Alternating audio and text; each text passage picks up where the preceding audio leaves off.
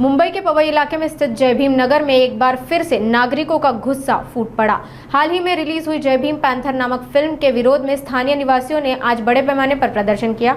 नाराज नागरिकों ने पवई के प्रमुख हीरानंदानी रोड को जाम करते हुए सड़क पर उतरकर आंदोलन शुरू कर दिया, जिससे क्षेत्र में यातायात व्यवस्था बुरी तरह बाधित हो गई।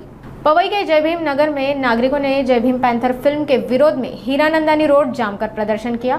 उनका आरोप है कि फिल्म के निर्माता पत्थरबाजी मामलों में आरोपी है और फिल्म गैर कानूनी धन से बनी है। प्रदर्शनकारियों ने फिल्म पर प्रतिबंध की मांग की है। इस आंदोलन के चलते इलाके में यातायात बाधित हुआ है। निर्माते शिलवेजी भंतीजी आणि सहनिर्माते रामभाऊ ताडे हे आहेत। 2024 6 जून 2024 रोजी हीरानंदानी बिल्डर, बीएमसी आणि पोलीस प्रशासन आणि जय भीम नगर मधील काही लोकप्रतिनिधी आणि समाजातील प्रतिनिधी यांनी जय भीम नगर हे 650 कुटुंबाचं होतं। हे 650 कुटुंबाच्या घरांना रोडवर आणण्याचं काम केलेलं आहे, परंतु या 650 कुटुंबाला रोडवर आणण्यासाठी येथील काही लोकांना हीरानंदानी बिल्डरनी करोड रुपये दिलेले आहेत। या करोड रुपयामुळे हे करोड रुपये घेऊन शिलवेजी भंतीजी यांनी हा पिक्चर काढण्यात आलेला आहे, असा सर्व रहिवासी आणि सामाजिक कार्यकर्ते यांचा आरोप आहे।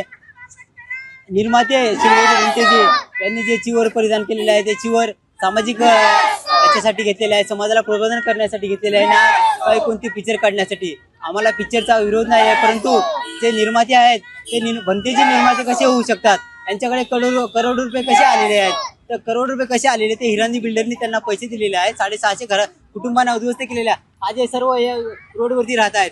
या रोडवरती राहणाऱ्या कुटुंबांना कोण न्याय देणार आहे?